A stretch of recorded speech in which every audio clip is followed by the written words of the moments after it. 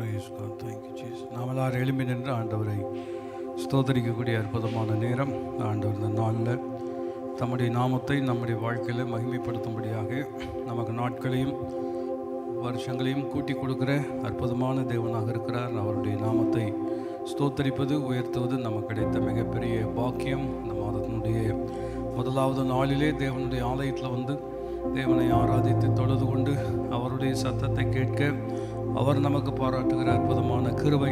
இந்த காலை நேரத்தில் நாம் நிற்பதும் நிர்மூலமாகாமல் இருப்பது ஆண்டவருடைய சுத்த கிருபையாக இருக்கிறபடினால் கிருபையை நினைத்தவர்களாக வேதம் சொல்கிறது. ஞானவான்கள் கர்த்தருடைய கிருபையை உணர்ந்து கொள்வார்கள். இந்த காலை நேரத்தில் தேவ கிருபையை உணர்ந்தவர்களாக அனுபவித்தவர்களாக ஆண்டவரை நாம் ஸ்தோத்தரித்து உன்னதமான தேவனை கனப்படுத்தக்கூடிய அற்புதமான நேரம். ஆண்டவரை மட்டும் நம்மை நடத்தி அதிசய விதமாக நம்மை பராமரித்து பாதுகாத்த விதங்களை எல்லாம் நாம் நினைத்தவர்களாக ஆண்டவரை நாம் ஸ்தோத்தரிக்கும்படியாக இருக்கிறோம். வேதத்தை நேசிக்கிறவர்களுக்கு மிகுந்த சமாதானம் உண்டு, ஒன்றும் அவர்களை இடரச் செய்வதில்லை. கடந்த மாதம் முழுவதும் மிகுந்த சமாதானம் இருதயங்களையும் சிந்தைகளையும் காத்து கொள்ளும்படியாக ஆண்டவர் நமக்கு உதவி செய்திருக்கிறார். இடர்கள் வந்தாலும் அவைகளை மேற்கொள்ளக்கூடிய கிருபை தேவன் நமக்கு அளித்து ஆலயத்தில் வந்து அவரை ஆராதிக்கக்கூடிய பாக்கியம் தேவன் நமக்கு கொடுத்திருக்கிறபடினால் வல்லார் வாய் திறந்து உன்னதமான தேவனை ஸ்தோத்திரம் பண்ணுவோம். ஹல்லேலூயா. ஸ்தோத்திர பலியிடுகிறவன் கர்த்தரை மகிமைப்படுத்துகிறான். அப்படிப்பட்ட தேவனுக்கு மகிமை செலுத்தக்கூடிய ஆசீர்வாதமான நேரம். உதடுகளின் கனிகள் ஆகிய ஸ்தோத்திர பலிகளை ஏராளம் தாராளம் நாம் செலுத்தினவர்களாக கரங்களை பரத்துக்கு நேராக உயர்த்தி வாய் திறந்து உன்னதமான தேவனை நாம் ஸ்தோத்திரம் பண்ணுவோம். இயேசு ராஜாதி ராஜாவை நாம் உயர்த்துவோம். ஹல்லேலூயா. இந்த ஜனத்தை எனக்கென்று ஏற்படுத்தினேன், இவர்கள் என்னுடைய துதியை சொல்வார்கள் என்ற சத்திய வார்த்தையின்படியே நாம் ஏற்படுத்தப்பட்ட நோக்கம் நிறைவேறத்தக்கதாக ஆண்டவரை நாம் ஸ்தோத்திரம் பண்ணுவோம். துதிக்கிறோம். ஆண்டவரே, உள்ள நாமத்தை நாங்கள் ஸ்தோத்திரிக்கிறோம் ஸ்தோத்திரிக்கிறோம் ஸ்தோத்திரிக்கிறோம். ஆதியும் அந்தமும் அல்பாவும் ஒமேகாவும் என்றென்றைக்கும் இருக்கிற தேவனாக, இன்றைக்கும் எங்களோடு இருக்கிற தேவனாக இருப்பதற்காக உடைய பரிசுத்தமுள்ள நாமத்தை நாங்கள் ஸ்தோத்திரிக்கிறோம் ஸ்தோத்திரிக்கிறோம். இதுவே அவரை நாடி தேடி விசாரிக்கிற யாக்கோபின் சந்ததி. ஆண்டவரே, உடைய சமூகத்தை நாடி தேடி ஆண்டவரை விசாரிக்கிற உடைய மக்களாக எங்களை வைத்திருப்பதற்காக நாங்களுமே மனதாருமை நாங்கள் ஸ்தோத்திரிக்கிறோம். உடைய கிருபை எங்களுக்கு போதுமானதாக இருப்பதற்காக நன்றி. இம்மட்டும் எங்களை தாங்கியதற்காக நன்றி. பலவீனத்தில் உடைய பலனை பூரணமாக விளங்கச் செய்ததற்காக நாங்களுமே மனதாருமை நாங்கள் ஸ்தோத்திரிக்கிறோம். தடைகளை உடைத்தருகிறவராக முன் செல்கிறபடினால் சென்றபடினால் நாங்களுமே மனதாருமை நாங்கள் ஸ்தோத்திரிக்கிறோம். வலது கரத்தை பிடித்து எங்களை நடத்துகின உம்முடைய கிருபை நினைத்து நாங்கள் உம்மை ஸ்தோத்திரிக்கிறோம். உங்களை அதிசயமாய் நடத்தி வந்த தேவனை நீங்கள் துதிப்பீர்கள் என்ற சத்திய வார்த்தையின்படியே எங்களை அதிசயமாய் நடத்தி வந்த உம்முடைய நாமத்தை ஆண்டவரே நாங்கள் உயர்த்துகிறோம், கனப்படுத்துகிறோம், ஸ்தோத்திரிக்கிறோம். எல்லா துதிகளுக்கும் ஸ்தோத்திரங்களுக்கும் நீர் ஒருவரே உரியவராக பாத்திரராக எல்லா கனத்திற்கும் ஆண்டவரே நீர் உரிய தேவனாய் இருப்பதற்காக உமக்கு ஸ்தோத்திரம். வானம் உமக்கு சிங்காசனம், பூமி உமக்கு பாதப்படி. இவ்வளவோ உயரமும் உன்னதமான தேவன் இந்த காலை நேரத்தில் எங்கள் மத்தியில் இருப்பதற்காக நன்றி. எங்களுக்குள் நீர் வாசம் செய்வதற்காக நாங்களுமை நன்றியோடுமை நாங்கள் ஸ்தோத்திரிக்கிறோம். ஆண்டவருடைய வானத்திலும் பூமியிலும் சகல அதிகாரம் உமக்கு இருப்பதற்காக உமக்கு நாங்கள் நன்றி செலுத்துகிறோம். ஆண்டவருடைய சகலவற்றின் மீதும் உமக்கு அதிகாரம் இருப்பதற்காக நன்றி. இருதயங்களை நீர்க்கால்களைப் போல திருப்பக்கூடிய தேவன், எல்லா மனிதர்கள் மீதும் உமக்கு அதிகாரம் இருப்பதற்காக உமக்கு ஸ்தோத்திரம். ஆளுகை செய்கிற தேவன், ஆசீர்வதிக்கிற தேவன், எங்களை அரவணைக்கிற தேவன், ஆலோசனை கர்த்தராயிருக்கிறவர் இந்த காலை நேரில் எங்களோடு நீர் இருப்பதற்காக ஆண்டவரே உம்முடைய பரிசுத்தமுள்ள நாமத்தை நாங்கள் ஸ்தோத்திரிக்கிறோம் ஸ்தோத்திரிக்கிறோம். ஆண்டவர் ஆளுகை செய்கின்றார், அனைத்து உயிர்களை பாடுங்கள். ஆண்டவர் ஆளுகை செய்கின்றார், அனைத்து உயிர்களை பாடுங்கள். ராஜாதி ராஜா, கர்த்தாதி கர்த்தா,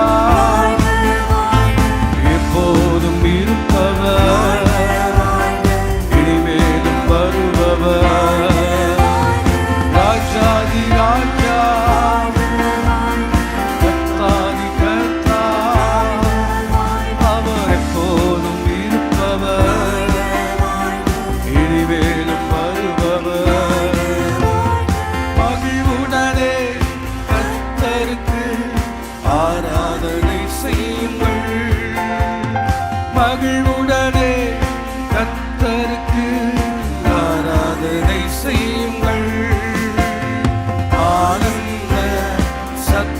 சத்தத்தோடு திருமுன் வாருங்கள், ஆனந்த சத்தத்தோடு திருமுன் வாருங்கள்.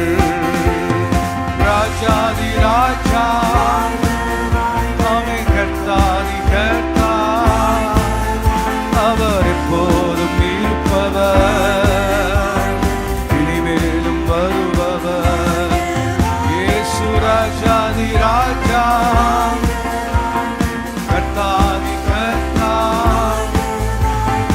எப்போதும் இருப்பவர், இனிமேலும் வருபவர். எக்கால தொனி முழங்க இப்போதும் துதியுங்கள், எக்கால தொனி முழங்க இப்போதும் துதியுங்கள். வீணையுடன் யாழிசைத்து வேந்தனை துதியுங்கள், வீணையுடன் யாழிசைத்து வேந்தனை துதியுங்கள். ஓ ராஜாதி ராஜா, கர்த்தாதி கர்த்தா, அவர் எப்போதும் இருப்பவர், இனிமேலும் வருபவர். இயேசு ராஜாதி ராஜா, கர்த்தாதி கர்த்தா, எப்போதும் இருப்பவர், இனிமேலும் வருபவர். துதியோடும் புகழ்ச்சியோடும் வாசலில் நுழையுங்கள், துதியோடும் புகழ்ச்சியோடும் வாசலில் நுழையுங்கள். அவர் நாமம் உயர்த்திடுங்கள், ஸ்தோத்திர பலியிடுங்கள். ஆமென். அவர் நாமம் உயர்த்திடுங்கள், ஸ்தோத்திர பலியிடுங்கள். ராஜாதி ராஜாதி ராஜா, கர்த்தாதி கர்த்தா, ஆமென் ஆமென், எப்போதும் இருப்பவர், அவர் இனிமேலும் வருபவர். ராஜாதி ராஜாதி ராஜா, அவர் கர்த்தாதி கர்த்தா, எப்போதும் இருப்பவர், அவர் இனிமேலும் வருபவர். ஓசையுள்ள கைத்தாளத்தோடு நேசரை துதியுங்கள், ஓசையுள்ள கைத்தாளத்தோடு நேசரை துதியுங்கள். சுவாசமுள்ள யாவருமே இயேசுவை துதியுங்கள், சுவாசமுள்ள யாவருமே இயேசுவை துதியுங்கள். ஓ ராஜாதி ராஜா, கர்த்தாதி கர்த்தா, எப்போதும் இருப்பவர், இனிமேலும் வருபவர். ராஜாதி ராஜாதி ராஜா, இயேசு ராஜா, கர்த்தாதி கர்த்தா, அவர் எப்போதும் இருப்பவர், இனிமேலும் வருபவர். நம் கர்த்தரோ நல்லவரே, கிருபை உள்ளவரே. சொல்லுங்கள், நம் கர்த்தரோ நல்லவரே, கிருபை உள்ளவரே. நம் கர்த்தரோ நல்லவரே, கிருபை உள்ளவரே. நம்பத்தக்கவர் நம்பத்தக்கவர், தலைமுறைக்கும் என்றென்றும் நம்பத்தக்கவர். இயேசு நம்பத்தக்கவர், தலைமுறைக்கும் என்றென்றும் நம்பத்தக்கவர். சொல்லுங்கள், நம் கர்த்தரோ நல்லவரே, கிருபை உள்ளவரே. நம் கர்த்தரோ நல்லவரே, கிருபை உள்ளவரே. நம்பத்தக்கவர், தலைமுறைக்கும் என்றென்றும் நம்பத்தக்கவர். இயேசு நம்பத்தக்கவர், தலைமுறைக்கும் என்றென்றும் நம்பத்தக்கவர்.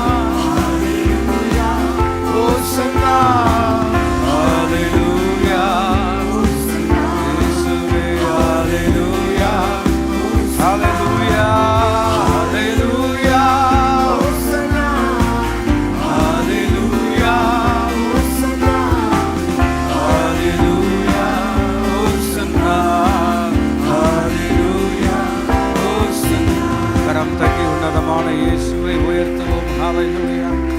உம்மை நாங்கள் உயர்த்துகிறோம். நேசரேவும் தீரு பாதம் அமர்ந்தே நிம்மதி நிம்மதியே. நேசரேவும் தீரு பாதம் அமர்ந்தே நிம்மதி நிம்மதியே. ஐயா ஆர்வமுடனே பாடி துதிப்பே ஆனந்தம் ஆனந்தமே. ஆர்வமுடனே பாடி துதிப்பே ஆனந்தம் ஆனந்தமே. அடைக்கலமே அதிசயமே. ஆராதனை ஆராதனை ஆராதனை. அடைக்கலமே எங்கள் அதிசயமே. ஆராதனை உமக்கு ஆராதனை. உம்வல்ல செயல்கள் நினைத்து உள்ளமே பொங்குதையா. இயேசையா உம்வல்ல செயல்கள் நினைத்து நினைத்து உள்ளமே பொங்குதையா. ஐயா நல்லவரே செய்பவரே நன்றி நன்றி ஐயா.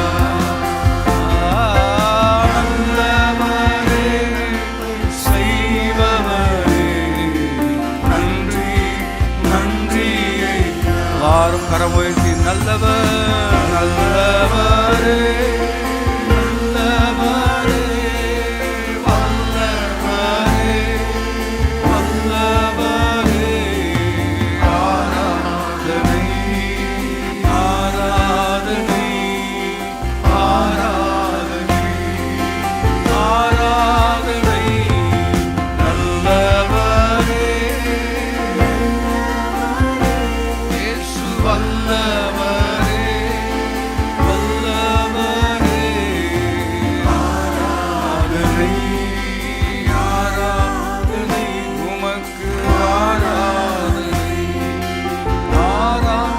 ரட்சகரே ரட்சகரே எங்கள் இயேசுநாதா இயேசுநாதா. ஆராதனை ஆராதனை ஆராதனை ஆராதனை.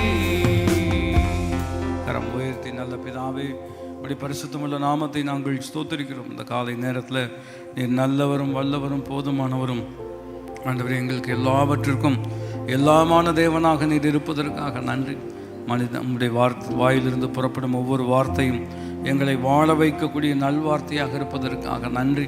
இந்த மாதத்தினுடைய முதலாவது நாளிலே ஆண்டவரை உம்மை நோக்கி பார்க்கிற எங்களுடைய முகங்களை ஆண்டவரை நீர் பிரகாசிக்க செய்கிற தேவனாய் இருப்பதற்காக நாங்கள் உமக்கு நன்றி செலுத்துகிறோம். ஆண்டவரே இந்த மாதம் உம்முடைய நாமம் மகிமைப்படுவதாக, உம்முடைய ராஜ்யம் வருவதாக, உம்முடைய சித்தம் பரமண்டலங்களில் செயல்படுகிறது போல எங்கள் எல்லாருடைய வாழ்க்கையிலும் செயல்படுவதாக அர்ப்பணிக்கிறோம். எங்களோடு பேசும் இயேசுவின் நாமத்தில் கேட்கிறோம் பிதாவே. ஆமென்.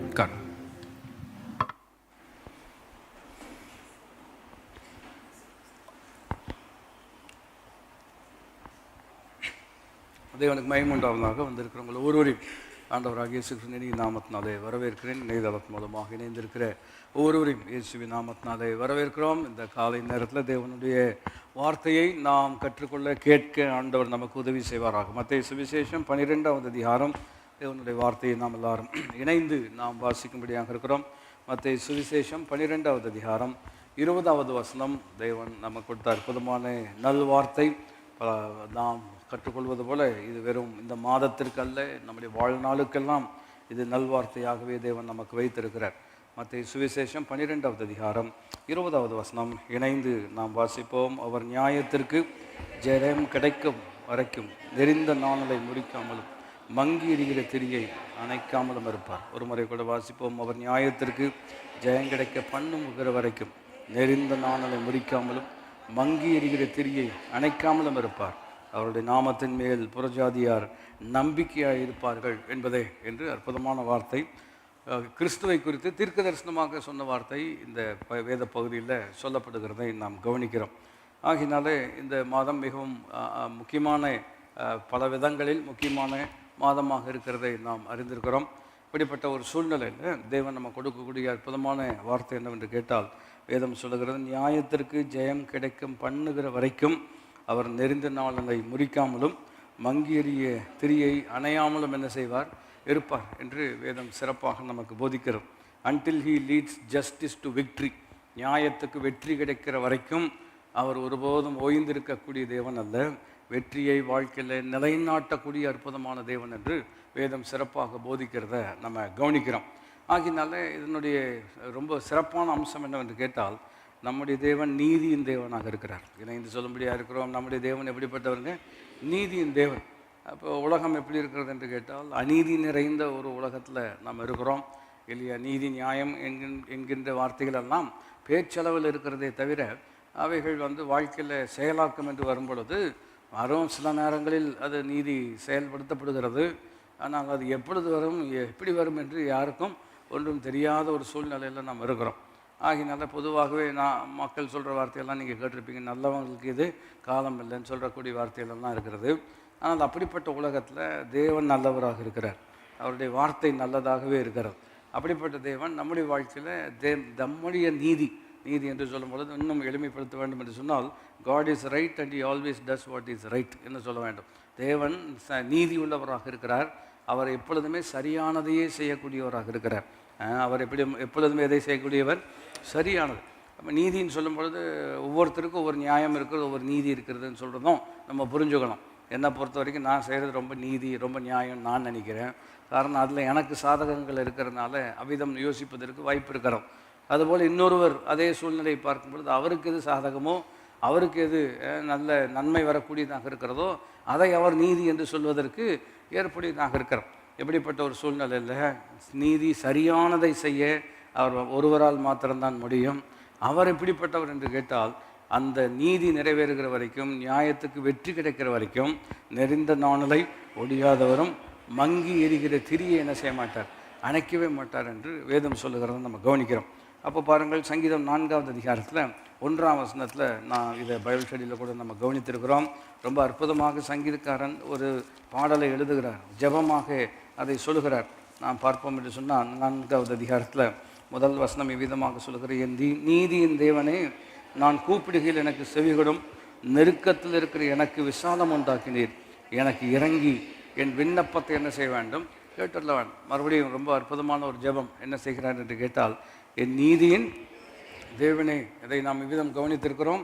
என் நீதியின் தேவனே என்று சொல்வதும் என் நீதி தேவனை, எல்லாரும் இணைந்து சொல்லும்படியாக இருக்கிறோம். வித்தியாசம் புரிந்தவர்கள் என் நீதியின் தேவன் என்று சொல்லும் பொழுது என் நீதியே யார் தான்? தேவன் தான். வெள்ளிக்கிழமை அதை குறித்து நான் கவனிக்கும்படியாக இருக்கிறோம். ரொம்ப அற்புதமான விஷயம். அவர் சொல்கிறார், ஆண்டவரே, நீர் தான் எனக்கு நீதி செய்ய முடியும், என்னுடைய நீதியே யார் தான்? நீர் தான். விளைவு கடைசி வசனம்லாம் வரும் பொழுது பாருங்கள், ரொம்ப அற்புதமாக அவர் சொல்லக்கூடிய வார்த்தை நினைப்பூட்டி கவனிக்கும்படியாக இருக்கிறோம்.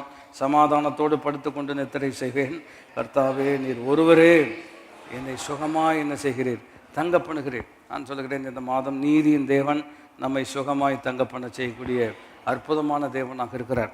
ஆனால் சில நேரங்களில் இந்த நீதி கிடைக்காத ஒரு சூழ்நிலையில், கால தாமதம் போன்ற சூழ்நிலையில் பலவிதமான எண்ணங்கள் நமக்குள் வருகிறத நம்ம கவனிக்கிறோம். ஆவிக்குரிய வாழ்க்கையில் எப்பொழுதுமே இதை அடிப்படையாக புரிந்து கொள்ள வேண்டும். நம்ம அவசரத்துக்கு எதுவுமே நடக்காது. நம்ம அவசரத்துக்கு எதுவுமே என்ன செய்கிறதில்ல, நடக்கிறது இல்லை. காரணம், தேவன் அவசரப்படுகிறவர் அல்ல. சொல்லுங்கள், தேவன் அவசரப்படுகிறவர் அல்ல இல்லையா? அவர் ஏன் அவசரப்படுறதில்லை? ஒரு வகையில் கவனிக்கும் பொழுது அவருக்கு எல்லாமே தெரியும். ஆகையினால அதை குறித்து அவசரப்படணுன்னு அவசியம் இல்லை. பட் நமக்கு எல்லாமே தெரியாதே, அதனால தான் நமக்கு என்ன வருகிறது, அவசரம் இருக்கிறது. அப்போ மனுஷன் அவசரப்படுறதுல என்ன தப்பு? அவனுக்கு தெரியாதனால தானே அவசரப்படுறான் அப்படின்னு நம்ம சொல்லலாம். ஆனால் அந்த வாதத்துக்கு எப்படி பதில் வாதம் தர வேண்டும் என்று சொன்னால், மனுஷனுக்கு ஒன்றும் தெரியாட்டாலும் அவரை தெரியும் அல்லவா? யாரை தெரியும்? தேவனை தெரியும் அல்லவா? அப்போ அவரை தான் நம்முடைய கவனத்தில் என்ன செய்ய வேண்டும்? வைக்க வேண்டும். இது பாருங்கள், அப்போது ப்ராக்டிக்கலாக வாழ்க்கையில் நாம் பார்க்கும் பொழுது ஏசாயா 40வது அதிகாரம்லாம் கவனித்தால் பாருங்கள், தேவ மக்களும் இந்த நீதி என்கின்ற விஷயம் வரும் பொழுது அவங்களுக்கும் பதட்டம் இருக்கிறது, அவர்களுக்கும் சோர்வு இருக்கிறது, அவர்களுக்கும் பலவிதமான எண்ணங்கள் வருவதற்கு வாய்ப்பு இருக்கிறது, வந்திருக்கிறது.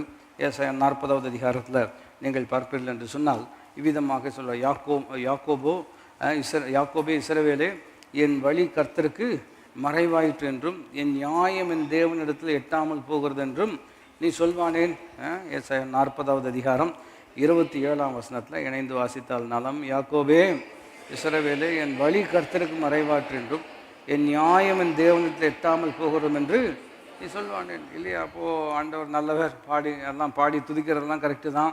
ஆனால் என்ன இவ்வளோ லேட் ஆகுது, என்ன இவ்வளோ ஒன்றுமே நடக்கலை, என்ன இவ்வளோ முயற்சி எடுத்தோம், பெருசாக எந்த காரியம் நடக்கலை அப்படிங்கும் பொழுது சில நேரங்களில் எண்ணங்கள் எப்படி இருக்கிறது என்றால், இவர்கள் இஸ்ரவேலில் உண்டான எண்ணத்தை போல ஆண்டவரே சொல்கிறார், என் வழி கர்த்தருக்கு மறைவாயிற்று என்றும் என் நியாயம் என் தேவனிடத்தில் எட்டாமல் போகிறதும் என்று நீ சொல்வானேன். இல்லையா? அப்போ நாம் நினைக்கிற ஒருவேளை ஜெபத்தை ஆண்டவர் கேட்கவே இல்லையோ, யார் யாருக்கும் நியாயமெல்லாம் நடக்குது இல்லையா, பின்ன வந்தவங்களுக்கெல்லாம் நடக்குது, ஆனால் நம்முடைய வாழ்க்கையில் இன்னும் நடக்கலையே அப்படின்னு சொல்லும் பொழுது அது நம்முடைய வழி அவருக்கு மறைவாயிற்றோ, நியாயம் எட்டாமல் போய்விட்டதோ அப்படின்னு நினைக்கக்கூடிய எண்ணங்கள் நமக்கு என்ன செய்கிறது, வரக்கூடியதாக இருக்கிறோம். அப்படிப்பட்ட சூழ்நிலையில் பாருங்கள், மங்கியிருக்கிற திரியை அணையாத தேவன், நெறிந்த நாணலை முறிக்காத தேவன் என்ன சொல்லுகிறார் என்று நீங்கள் கவனிப்பீர்கள் என்று சொன்னால், அப்படி நீ ஏன் சொல்லுகிறாய் இல்லையா, அப்படி ஏன் நீ சொல்வானேன்.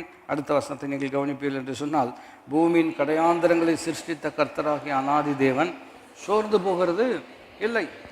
நம்ம சோர்ந்து போகிறோம், ஆனால் அவர் என்ன செய்கிறது இல்லை, சோர்ந்து போகிறது இல்லை, இளைப்படைவதும் இல்லை. இதை நீ அறியாயோ, இதை நீ கேட்டதில்லையோ, அவருடைய புத்தி ஆராய்ந்து முடியாது. அதாவது நம்ம பாருங்கள், ஆண்டவர் நம்ம சோர்ந்து போயிடுறோம், ஆண்டவர் நம்ம ஜெபத்தை கேட்கலையே, கேட்காம போயிட்டாரோ, எட்டாமல் போயிடுச்சோ அப்படின்னு சொல்லும் பொழுது இதையெல்லாம் சொல்ல தெரியுது அல்லவா, இதை சொல்ல தெரியாதான் இல்லையா, இதை உனக்கு புரிந்து கொள்ள முடியாதான், இதை ரொம்ப எளிமையாக சொல்ல வேண்டும் என்று சொன்னால், இந்த பரிசேயரை பார்த்து தான் அடிக்கடி ஆண்டவர் சொல்வார், நீங்கள் வாசித்தது இல்லையோ அப்படின்னு கேட்பார், நீங்கள் வாசிக்கவில்லையோ அப்படின்னு சொல்கிறார். இப்போ சூழ்நிலையை நம்ம நல்லா வாசிக்கிறோம், வாசித்து புரிஞ்சுக்கிறோம், இது இப்படி நடந்தால் இப்படி நடக்கணும், இல்லைன்னா இப்படி ஏதோ ஒரு சிக்கல் இருக்கிறதுங்கிறத நம்ம புரிஞ்சுக்கிறோம். அப்போ அவர் சொல்கிறார், சூழ்நிலையை நல்லா புரிஞ்சுக்க தெரியுது அல்லவா, அதுபோல் எதையும் புரிந்து கொள்ள வேண்டும். வேதத்தை புரிந்து கொள்வோம் என்று சொன்னால் ஒரு நிலைக்கு நம்ம வர முடியும். சூழ்நிலை கஷ்டமாக இருக்கிறது, ஆனால் கர்த்தர் வல்லமுள்ளவராக இருக்கிறார் இல்லையா. சூழ்நிலை பார்த்தா முடியாதது போல தெரிகிறது, வசனத்தை பார்த்தால் அவரால் செய்யக்கூடாத அதிசயமான காரியம் ஒன்றுமில்லைன்னு சொல்லியிருக்கிறது. சூழ்நிலையில் குறையாக இருக்கிறது, பைபிள் சொல்லுகிறது, அவரை தேடுகிற எனக்கு ஒரு நன்மையும் என்ன செய்யாது, குறையக்கூடாது. இப்போ ஆண்டவர் சொல்கிறாரு, நீங்கள் கவனித்து பார்ப்பீர்கள் என்று சொன்னால், இதை நீ அறியாயோ, இதை நீ கேட்டதில்லையோ, நான் சொல்லுகிறேன் அறிந்து கொள்ளக்கூடிய முக்கியமான நேரம். ஆகையினால் தான் வேதம் சொல்லுகிறது, பவுல் சொல்லுகிறான், நான் விசுவாசித்திருக்கிறவர் இன்னார் என்று அறிந்திருக்கிறேன். Whose report will you believe இல்லையே. ஏசாயா 53வது அதிகாரத்தை கவனிப்பீர்கள் என்று சொன்னால், யாருடைய செய்தியை நீங்கள் கேட்பீர்கள், யாருடைய கர்த்தருடைய புயம் வல்லமை யாருக்கு வெளிப்பட்டது என்று இருக்கிறது அல்லவா. ஆங்கில வார்த்தை ரொம்ப எளிமையாக, whose report will you believe, அவங்க சொல்கிறது கேட்க போகிறோமா அல்லது தேவன் சொல்லக்கூடிய வார்த்தையை கேட்க போகிறோமா இல்லையா. ஆகினால்தான் வேதம் இவ்விதமாக நமக்கு சொல்லுகிறது, விசுவாசம் கேள்வியினால் வரும், எதை கேட்பதினால் வரும், தேவன். அதனால தான் காலையில் கர்த்தர் கிருபையின் சத்தத்தை தொனிக்க பண்ணுகிறார் என்று வேதம் சொல்லுகிறோம். அப்போ சோர்ந்து போன ஒரு மனுஷன் சொல்லுகிறான், என் வழி கர்த்தருக்கு மறைவாக இருக்கிறது, என் நியாயம் இன்னும் அவருக்கு என்ன செய்யவில்லை, எட்டவில்லை அப்படின்னு. ஏன் நீ அப்படி சொல்லணும், இதை புரிந்து கொள்ள வேண்டும். 26ஆம் வசனத்தில், பூமியின் கடையாந்திரங்களை 28 சிருஷ்டித்த கர்த்தராகிய அநாதி தேவன் சோர்ந்து போவதில்லை. அநாதி தேவன் என்று சொன்னால் எப்பொழுதுமே இருக்கிறவர். சொல்லுங்கள், அநாதி தேவன் என்று சொன்னால் எப்பொழுதுமே இருக்கிறவர். அவருக்கு ஆரம்பமும் கிடையாது, அவருக்கு முடிவும் கிடையாது. நமக்கு தான் ஒரு ஆரம்பம் இருக்கிறது, நமக்கு தான் ஒரு முடிவு இருக்கிறது. ஆனால் அவருக்கு ஆரம்பமும் இல்லை, முடிவும் இல்லை. அவர் எப்பொழுதுமே இருக்கிறவராகவே இருக்கிற அற்புதமான தேவனாக இருக்கிறபடினால பைபிள் சொல்லுகிறது, இளைப்பணிவதில்லை, இதை நீ என்ன செய்ய வேண்டும், அறியாயோ என்று சொல்கிறார். அதனால தான் தானியேல் புஸ்தகத்தில் நீங்கள் கவனிப்பீர்கள் என்று சொன்னால், தங்கள் தேவனை அறிந்தவர்கள் பலன் கொண்டு அதற்கு ஏற்றபடி செய்வார்கள் என்று வேதம் நமக்கு போதிக்கிறோம். தங்களுடைய தேவனை அறிந்தவர்கள். நான் சொல்லுகிறேன், அந்த அறிவு இருக்கிறதாலவா அதுதான் தேவனுடைய அற்புதமான ஆசீர்வாதத்தை அனுபவத்துக்கு நேராக நம்மை நடத்தக்கூடியதாக இருக்கிறோம். அப்போ சோர்ந்து இருக்கிறோம், இதை தெரியாத, இதெல்லாம் உனக்கு புரியாதான், இது கூட உனக்கு தெரியாதான் அப்படிங்கிற தொனியில் மாத்திரம் அல்ல. அதுக்கு அடுத்த வசனத்தை நீங்கள் கவனித்து பார்த்தீங்கன்னா, ஆமாம் உண்மையாகவே தெரியல, உண்மையாகவே கேட்கல, அதனால தான் இந்த நிலைமையில் புலம்பிகிட்டு இருக்கிறேன் அப்படின்னு சொல்லக்கூடிய ஒரு நபராக இருப்பார் என்று சொன்னால் 29ஆம் வசனம் சொல்லுகிறது, சோர்ந்து போகிறவனுக்கு அவர் பலன் கொடுத்து சத்துவம் இல்லாதவர்களுக்கு சத்துவத்தை அவர் என்ன செய்கிறார், பெருக பண்ணக்கூடிய தேவனாக இருக்கிறார். ஆகினா இது கூட உனக்கு தெரியாதா அப்படின்னு சொல்லிட்டு அப்படி போகக்கூடிய தேவன் அல்ல. மாறாக சில நேரத்தில் மனுஷர்கள் அப்படி தானே சொல்கிறாங்க. ஒரு கேள்விக்கு உண்மையாகவே நமக்கு தெரியாது, நம்ம கேட்குறோம், இது கூட உனக்கு தெரியாதான் அப்படின்ட்டு. ஆமாம் தெரியாதுங்கன்னு சொன்னால் இதை தெரியாமல் நீ எதுக்கு வாழ்கிறன்ட்டு என்ன செஞ்சுருவாங்க. சில நேரத்தில் போகக்கூடிய ஆட்கள் இருக்கிறாங்க. ஆனால் பைபிள் சொல்லுகிறது, ஒருவரையும் கடிந்து கொள்ளாத தேவன் இல்லையா, கேட்கிற எவனுக்கும் சம்பூர்ணமாய் கொடுக்கிற அற்புதமான கருத்தை என்ன செய்கிறார் என்று கேட்டால், சோர்ந்து போகிறவனுக்கு அவர் என்ன கொடுக்கிறார், பலன் கொடுக்கிறார். ஆகினால இந்த ஏப்ரல் மாதம் 1வது நாளில் சோர்வை மேற்கொள்ளக்கூடிய பலனை கர்த்தர் நமக்கு தரக்கூடியவராக இருக்கிறார். ஆகினால முறிந்து விழுந்து விடுவோம் என்று சொல்லக்கூடிய மக்களை எழுந்து நிமிர்ந்து நிற்க பண்ணுகிறவர் தான் நம்முடைய அற்புதமான தேவனாக இருக்கிறார். இணைந்து வாசிப்போம். சோர்ந்து போகிறவனுக்கு அவர் பலன் கொடுத்து சத்துவம் இல்லாதவர்களுக்கு சத்துவத்தை அவர் என்ன செய்கிறார், பெருக பண்ணுகிறார். 28 கடைசி பகுதியும் கவனிப்பீர்கள் என்று சொன்னால், அவருடைய புத்தி ஆராய்ந்து முடியாதது அப்படின்னு சொல்லும் பொழுது நோபடி கேன் ஃபேதம். மறுபடியும் அதனுடைய அழுத்தம் எப்படி இருக்குன்னு கேட்டால், நமக்கு ஒரு விஷயத்தை செய்யணும்னா இந்த வழியில் செய்யலாம், இன்னொன்னா இல்லைன்னா இன்னொரு வழியில் செய்யலாம், இன்னும் 2-3 ஆப்ஷன் தான் நமக்கு தோணுது.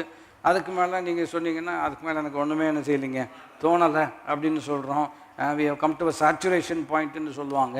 இதுக்கு மேலே இந்த விஷயத்தை ஆராய்ந்து பார்க்குறதுக்கு அங்கே ஒன்றும் இல்லை அப்படிங்கிற மாதிரி இருக்கிறது. ஆனால் ஆண்டவருடைய புத்தி எப்படி இருக்கிறது, ஆராய்ந்து முடியாதது அப்படின்னு சொன்னோம்னா, நமக்கு 2-3 ஆப்ஷனுக்கு மேலே நமக்கு மனசில் தோணலை. ஆனால் இதை செய்வதற்கு ஆண்டவர் 1000 வழிகளை வைத்திருக்கிறார்.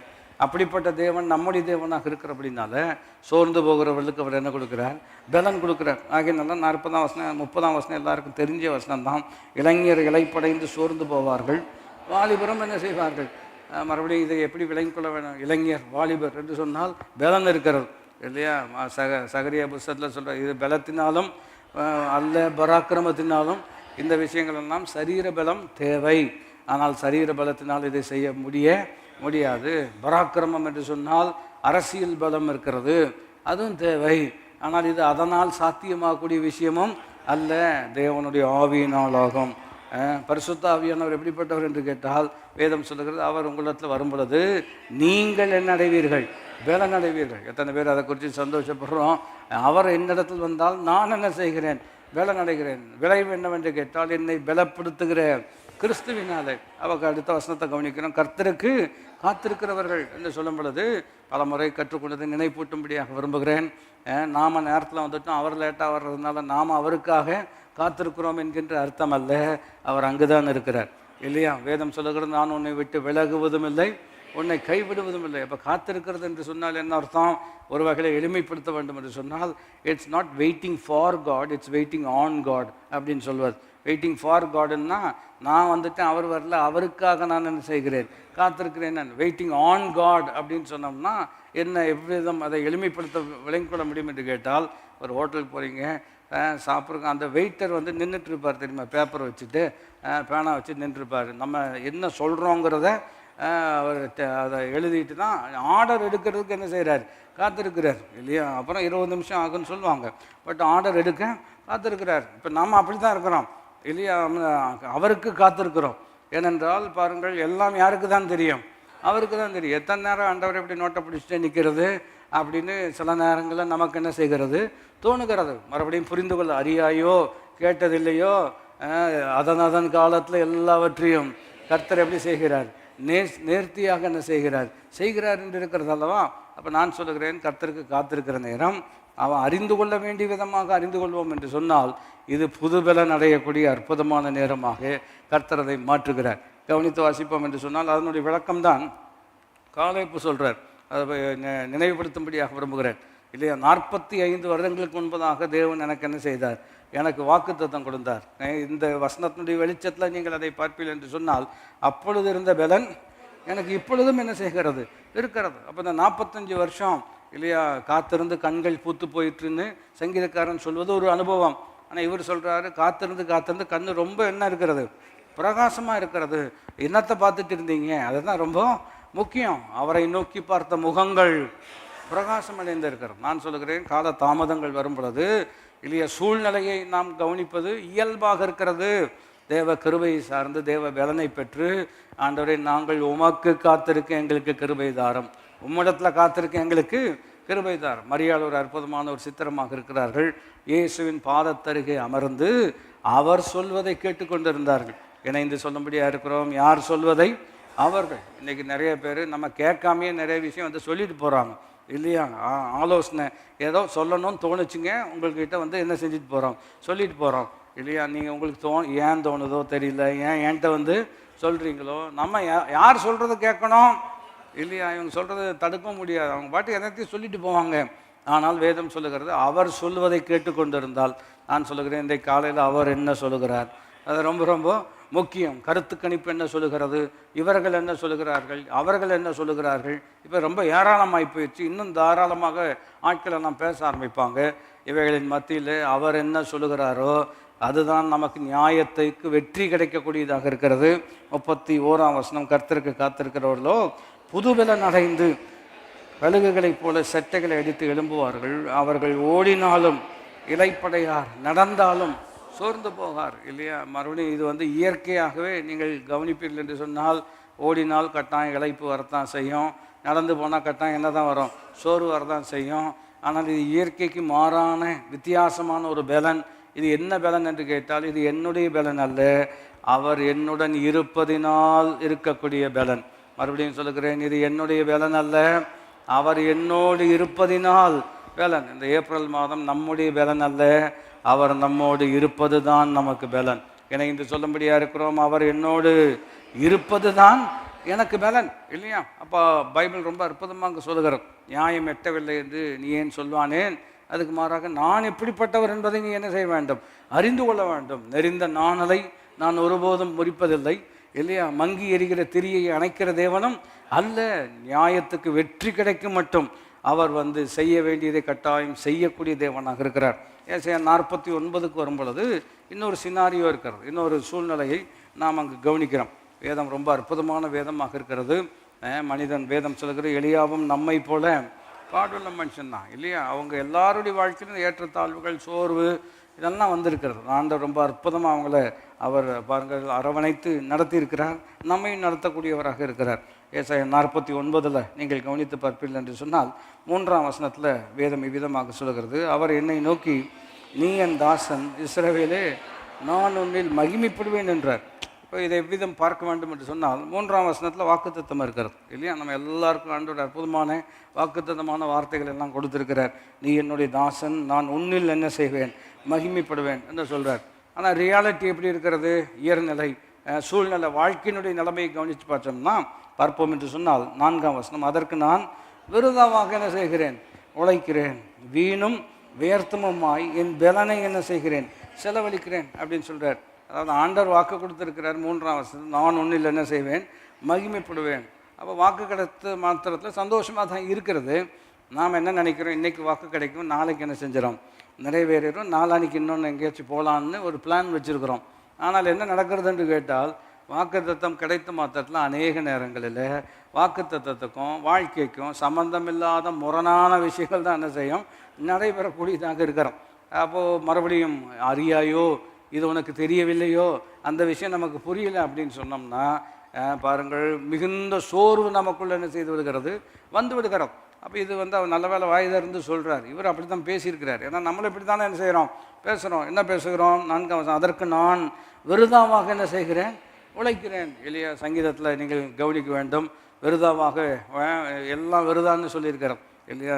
நேரப்பட எழுந்து முயற்சி செய்வது, இதுவும் எப்படி இருக்கிறது, விருதாவாக இருக்கிறது. இவர் சொல்கிறார், என்ன பிரயோஜனம், விருதாவாக இருக்குது, எல்லாம் வந்து வெயின்னா யூஸ்லெஸ்ஸாக இருக்கிறது.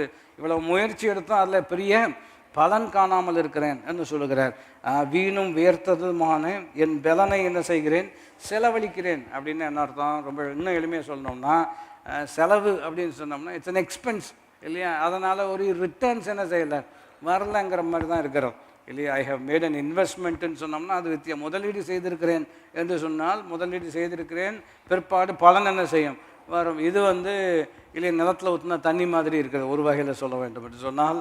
அது ஊற்றின அவ்வளோதான் இல்லையா, அதை அப்படியே நான் விட்டது போய்விட்டதுங்கிறது போல் இருக்கிறது செலவு. அதாவது ஆங்கில வார்த்தை எப்படி இருக்குது என்று கேட்டால், அதாவது இட் சீம்ஸ் வெரி யூஸ்லெஸ் இல்லையா? அதை வேல்யூ இல்லாததுக்காக என் பணத்தை நான் செலவு பண்ணின விதமாக எனக்கு தோணுகிறது அப்படின்னு ஈரநிலையை சொல்கிறார். சொல்லிட்டு அத்தோடு நிறுத்துகிறாரா? இங்கே தான் நம்ம கவனிக்கணும். ஆகிலும் சொல்கிறார், பார்த்தா இப்படி தான் தெரியுது, உழைப்பு விருதாவாக போன மாதிரி இருக்கிறது, பணமெல்லாம் பிரயோஜனம் இல்லாத இடத்துல கொண்டு போய் கொட்டினது போல் இருக்கிறது. ஆனாலும் ஆகிலும் எப்பொழுது வாசிக்க வேண்டும், ஆகிலும் என் நியாயம் கர்த்தரிடத்திலும் என் பலன் என் தேவனிடத்திலும் இருக்கிறது என்று சொன்னேன். இங்கே தான் நம்ம கவனிக்க வேண்டிய அற்புதமான வார்த்தை. ஆகிலும் இப்படி இருந்தாலும் என்ன சொல்கிறார் சங்கீதக்காரன்? அநேக இடங்களில் அந்த வார்த்தைகள் எல்லாம் பயன்படுத்துகிறார். இந்த சத்துருக்கள் பெருகி இருக்கிறார்கள், பிரச்சனை அப்படி இருக்கிறது இல்லையா, சூழ்நிலை எப்படி இருக்கிறது, இவர்களுக்கு நன்மை செய் காண்பிப்பவன் யார் என்று சொல்லுகிறவர்கள் அநேகராக இருக்கிறார்கள். ஆகிலும் கர்த்தாவே எப்படி இருக்கிறாங்க? ஆகிலும் கர்த்தாவே. கடந்த 3 மாதம் பல விதங்களில் பலவிதமான சோதனை, பலவிதமான பின்னடைவுகள் இவைகளெல்லாம் இருந்தாலும் இந்த ரேஞ்சிலேயே போச்சுன்னா அப்படின்னு நம்முடைய மனசு சில நேரத்தில் எண்ணினாலும், ஏப்ரல் மாதம் 1ஆம் தேதி ஆகிலும் கர்த்தாவே சொல்லுங்கள். அது ஆகிலும்ங்கிறது இன்னும் நல்லா சொல்லியிருக்கலாம். சொல்லுங்கள், ஆகிலும் கர்த்தாவே. ஏன்னா சோர்வாக இருக்கிறனால ஆகிலும் கர்த்தாவே என் நியாயம் யாரத்தில் இருக்கிறது, உம்மிடத்தில் இருக்கிறது இல்லையா? அப்போ இன்றைக்கி அந்த டோனை கொஞ்சம் மாற்றி விட்டுறணும் இல்லையா? ரொம்ப சோர்வாக வண்டி போயிட்டுருக்கிறோம். இன்றைக்கி ஆண்டர் நமக்கு நினைப்பு விட்டுக்கிறார். அறியவில்லையோ, கேட்டதில்லையோ, அவருடைய புத்தி எப்படி இருக்கிறது, ஆராய்ந்து முடியாததாக இருக்கிறது. ஆகினால் தான் ஆராய்ந்து முடியாத, எண்ணி முடியாத என்ன சொல்லக்கூடிய வார்த்தைகள் எல்லாம் எதை முக்கியப்படுத்துகிறது என்று கேட்டால், என்னால் புரிஞ்சிக்க முடியலன்னு சொல்கிறோம். வேதம் சொல்லுகிற அவர் செய்யக்கூடிய விஷயங்கள் மிகவும் யோசனையில் அவர் பெரியவரும், செயல்களில் எப்படிப்பட்டவராக இருக்கிறார். ஆகினால் இன்றைக்கு whatever our circumstances might be, நம்முடைய சூழ்நிலை எப்படி இருந்தாலும் அதை விவரிக்கிறதுல தவறுன்னு நான் சொல்லணும். ஏன்னா இவரே விவரிச்சிருக்கிறாரு இல்லையா, எல்லாம் விருதாவாக இருக்கிறது இல்லையா, வீணாக செலவு பண்ணது போல் இருக்கிறது, அப்படி இருக்கிறது அப்படின்னு சொல்கிறாரு. இன்னொரு வகையில் அப்படி தான் இருக்குது, அதையும் ஏற்றுக்கொள்ளலாம். ஆனால் அத்தோடு முற்றுப்புள்ளி வைக்காமல், ஆகிலும் என் நியாயம் கர்த்தரிடத்தில் இருக்கிறது, நியாயத்துக்கு வெற்றி கிடைக்கிற வரைக்கும் அவர் சோர்ந்து போவதில்லை. அப்படிப்பட்டவரிடத்தில் என்னுடைய நியாயம் இருக்கிறது. எத்தனை பேர் புரிந்தாமேன் என்று சொல்லலாம். இணைந்து வாசிக்கிறோம். ஆகிலும் என் நியாயம் கர்த்தரிடத்திலும் என் பலன் என் தேவனிடத்திலும் இருக்கிறது என்று சொன்னேன். அதுதான் இன்றைக்கி ரொம்ப முக்கியமான விஷயம். மரணமும் ஜீவனம் எங்கே இருக்கிறது? நாவின் அதிகாரத்தில் இருக்கிறது. சூழ்நிலையை சொல்வது ஒரு வகையில் ஏற்றுக்கொள்கிறோம். ஏன்னா அது கஷ்டத்தை தான் அவர் விவரிக்கிறாரு. ஆனால் அத்தோடு நில்லாதபடிக்கு தேவன் என்ன செய்ய போகிறார் என்பதை சொல்வது தான் மிகவும் மிகவும் முக்கியம். எபிரேயர் 13ஆம் அதிகாரம் எல்லாருக்கும் நினைவிருக்கிறது. உங்களுக்கு இருக்கிறவைகள் போதும் என்று எண்ணுங்கள், காரணம் நான் உன்னை விட்டு விலகுவதும் இல்லை, உன்னை கைவிடுவதும் இல்லை என்று அவர் சொல்லியிருக்கிறாரே. ஆகினால் நாம் தைரியம் கொண்டு, கர்த்தர் எனக்கு சகாயர், மனுஷன் எனக்கு என்ன செய்வான் என்று சொல்லலாமே. ஆகிலும் என் நியாயம் அவரிடத்தில் இருக்கிறது, என் பலன் அவரிடத்தில் இருக்கிறது என்று நான் சொன்னேன். அப்போ இன்றைக்கு நீங்களும் நானும் சொல்ல வேண்டும் இல்லையா? பைபிளில் ஒரு சங்கீதம் விதமாக முடிகிறது. ஜனங்கள் அல்லேலூயா ஆமேன் என்று சொல்லுவார்களாக அப்படின்னு இருக்கிறதாலவா, அவருக்கே மகிமை உண்டாவதாக, அது அப்படியே ஆவதாக என்று ஜனங்கள் என்ன செய்வார்களாக, சொல்லுவார்களாக. இன்றைக்கு யாரோ சொல்கிறதுக்கெல்லாம் ஆமீன் போடாமல் தலையாட்டிட்டு மனசுக்குள்ளே அதை ஏற்றுக்கொள்ளாதபடிக்கு, மாறாக ஆண்டவரே நீர் சொல்ல ஆகும், நீர் கட்டளையிட நிற்கும், நான் உம்முடைய பிள்ளை, உம்முடைய வார்த்தையின்படியே எனக்கு ஆக கடவுது. எல்லாரும் இணைந்து சொல்லும்படியாக இருக்கிறோம். நான் உம்முடைய பிள்ளை, உம்முடைய வார்த்தையின்படியே எனக்கு ஆக கடவுது. ஆமாம், நியாயம் கிடைக்காத மாதிரி தான் இருக்கிறது. ஆகிலும் என் நியாயம் கர்த்தரிடத்தில் இருக்கிறது இல்லையா? இந்த ஜென்மத்தில் உங்களுக்கு இதெல்லாம் கிடைச்சிக்காது அப்படின்னு சொல்லுவாங்க. நான் சொல்லுகிறேன், இந்த ஒரு ஜென்மம் தான் இருக்கிறது. ஆகினாலே கிடைத்தால் இப்பொழுது தான் கிடைக்க வேண்டும். கர்த்தர் தான் அதை செய்ய போகிறார். ஆகையினால எங்கள் கண்கள் யார் மேல் நோக்கமாக இருக்கிறது? கர்த்தர் மேல் நோக்கமாக இருக்கிறது என்பது தான் அதனுடைய அற்புதமான விஷயம். நியாயம் என்று சொல்லும் பொழுது நீங்கள் கவனிப்பீர்கள் என்று சொன்னால், my vindication is with God என்று இருக்கிறார். விண்டிகேஷன் என்று சொன்னால் பாருங்கள், இன்னொரு வசனத்தை வைத்து சொல்வது சரியாக இருக்கும் இல்லையா? பழி வாங்குதல் எனக்குரியதுன்னு கர்த்தர் சொல்கிறார். கவனிச்சிருக்கீங்களா? பழி வாங்குதல் எனக்குரியது. எனக்குரியதுன்னு அவர் சொல்லிட்டாருன்னா உங்களுக்குரியது அல்லங்கிறத புரிஞ்சு கொள்ள வேண்டும். இதை நீ அறியாயோ, நான் சொல்றது புரிகிறதா? இதை நீ வாசிக்கவில்லையோ, புரிஞ்சு கொள்ளவில்லையோ, இது உன்னுடையதல்ல. பழி வாங்குதல் யாருக்குரியது? கர்த்தருக்குரியது. Vengeance is mine says the Lord. அவனுடைய அற்புதமான விளக்கம் என்னவென்று கேட்டால், when God takes vengeance he also brings vindication சொல்லுவான். அதாவது தேவன் பழிவாங்குதல் என்று சொன்னால் அதை நியாயம் செய்யும் பொழுது நிரபராதியை நிரூபிக்கிற தேவனாக இருக்கிறார். சொல்லுங்கள், நிரபராதியை நிரூபிக்கிற தேவனாக இருக்கிறார். கடந்த வாரங்களில் ஒரு விஷயத்தை கவனிக்கும்படியான ஒரு சூழ்நிலை. ஒரு ஒரு ஒரு தவறு நடந்திருக்கிறது, ஒரு கொலை நடந்திருக்கிறது. ஆனால் யாருமே அக்யூஸ்ட் இல்லை, யாருமே பிடிப்படலை, யாருக்குமே தண்டனை கொடுக்கப்படல. ஆனால் ஒரு ஆள் என்ன செய்யப்பட்டிருக்கார்? ஏன்னா சிஸ்டத்தினாலேயே இவங்களை கண்டுபிடிக்கவே முடியல. ஆனால் ஆண்டவர் என்ன சொல்லுகிறார் என்று கேட்டால், பழி வாங்குதல் எனக்குரியது என்று சொன்னால் நிரபராதியை நிரூபிப்பது மாத்திரமல்ல, குற்றவாளியையும் என்ன செய்ய வேண்டும்?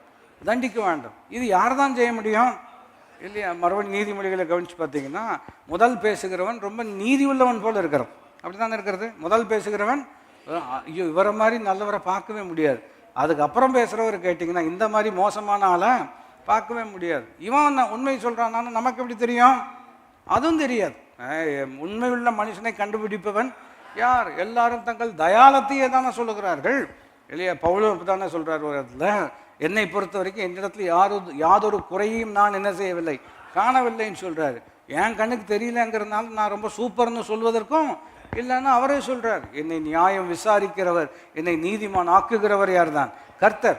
ஆகினால் இன்றைக்கு ஒருவேளை விக்டமைஸ்டுன்னு சொல்லலாம். உண்மையாகவே இந்த விஷயத்தில் நீங்கள் தவறாக நடத்தப்பட்டிருக்கிறீர்கள் என்று சொன்னால் நான் உங்களுக்கு சொல்லுகிறேன், அவருடைய நியாயம் எப்படி இருக்கிறது என்று கேட்டால் பழிவாங்குதல் மாத்திரம் கிடையாது, விண்டிகேஷன் என்று சொல்லும் பொழுது பாருங்கள், நம்மை நிரூபிக்கக்கூடிய தேவனாகவும் அவர் இருக்கிறார். சில நேரங்களில் சில சூழ்நிலைகளில் நீங்கள் சரியானதை சொன்னாலும் தப்பாக புரிந்து கொள்வதற்கு என்ன இருக்கிறது? வாய்ப்பு இருக்கிறது. அமைதியாக இருந்தாலும் அதையும் தவறாக இல்லையா சொல்லுவதற்கும் என்ன இருக்கிறது? வாய்ப்பு இருக்கிறது. இப்படிப்பட்ட சூழ்நிலையில் கர்த்தர் தான் நமக்கு நியாயமாக இருப்பார். அவர் தான் நமக்கு உதவி செய்யக்கூடியவராக இருக்கிறார். ஆகினால நீங்கள் கவனித்து பார்ப்பீர்கள் என்று சொன்னால் 2 தெசலோனிக்கர் 1வது அதிகாரத்தில் ஒரு அற்புதமான ஒரு விஷயம் இருக்கிறது இல்லையா? வேதம் சொல்கிறது, என் நியாயம் யாரிடத்தில் இருக்கிறது? கர்த்தரிடத்தில் இருக்கிறது. ஏன் கர்த்தரிடத்தில் இருக்கிறதுங்கிறத முக்கியப்படுத்துகிறோம். இங்கே கவனித்து பார்ப்பீர்கள் என்று சொன்னால் 2 தெசலோனிக்கரில் 1வது அதிகாரத்தில் நாம் வாசிப்போம் என்று சொன்னால் 6ஆம் வசனம் இவ்விதமாக இருக்கிறது, உங்களை உபத்திரவப்படுத்துகிறவர்களுக்கு. எடுத்துட்டிங்களா? 2 தெசலோனிக்கர் 1வது அதிகாரம் 6வது வசனம். ரைட், எடுத்துருப்போம். உங்களை உபத்திரவப்படுத்துகிறவர்களுக்கு உபத்திரவத்தையும், உபத்திரவப்படுகிற உங்களுக்கு எங்களுடைய கூட இளைப்பாறுதலையும் பிரதிபலனாக கொடுப்பது தேவனுக்கு. That is right. God will do that which is right. அவர் நீதி உள்ளவராக இருக்கிறபடினால் கட்டாயம் எதை செய்வார்? நீதி செய்வார். என்ன சொல்லுகிறார் என்றால், உபத்திரவப்படுகிறவர்களுக்கு பாருங்கள் எப்படி இருக்கிறது, உபத்திரவப்படுத்துகிறவர்களுக்கு உபத்திரவத்தையும், உபத்திரவப்படுகிற உங்களுக்கு. இப்போ நீங்கள் எந்த கேட்டகரியில் இருக்கிறீர்கள்? நான் சொல்வதை விளங்கிக் கொள்ள முடிகிறதா?